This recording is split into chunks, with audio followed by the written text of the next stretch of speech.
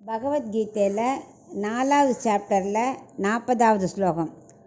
அக்ஞஸ்ச்சாஸ்ரத்ததானஸ்ச சம்சயாத்மா விநஷ்யதி நாயம் லோகோஸ்தி ந பராஹ ந சுகம் சம்சயாத்மனக.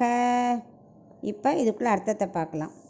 கண்ணன் ஆத்மஞானம் எவ்வளோ உயர்ந்தது, அதை சித்திச்சா என்னெல்லாம் நன்மைகள் கிடைக்கும்னு முன்னாடி ஸ்லோகங்களில் சொல்லிகிட்டு இருந்தார் இல்லையா.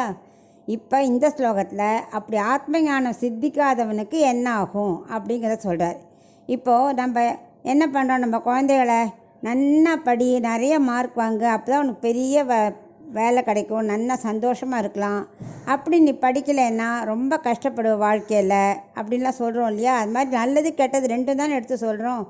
அந்த மாதிரி கண்ணன் ஆத்மஞானம் சித்திச்சா என்ன பலன், சித்திக்காதவனுக்கு என்ன கிடைக்கும் அப்படின்னு ரெண்டையும் சொல்கிறார். இந்த ஸ்லோகத்தில் சித்திக்காதவனுக்கு என்னெல்லாம் ஆகும்னு சொல்கிறார். சப்போஸ் நான் வேற உடம்பு வேற அப்படிங்கிற, நாங்கிறது என்னது ஆத்மா, ஆத்மா வேற உடம்பு வேறங்கிற அறிவு இல்லைனாக்க அவனுக்கு வாழ்க்கையில் இன்பமே கிடைக்காது. இன்பம் இருக்காம இருக்கும், இன்பம் நன்னா தானே வாழறான் அப்படிம்போம். ஆனால் ரியல் உண்மையான மகிழ்ச்சி அவனுக்கு கிடைக்காது.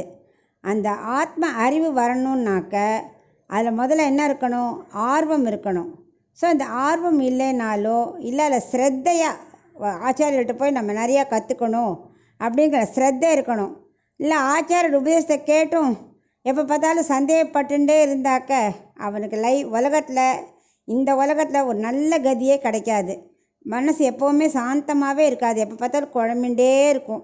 இந்த லோகத்துலேயே அவன் நன்னா வாழலைன்னா, முழு திருப்தி அடையலைன்னா அவன் எப்படி மகிழ்ச்சியாக இருப்பான், அவனுக்கு மகிழ்ச்சியே கிடைக்காது.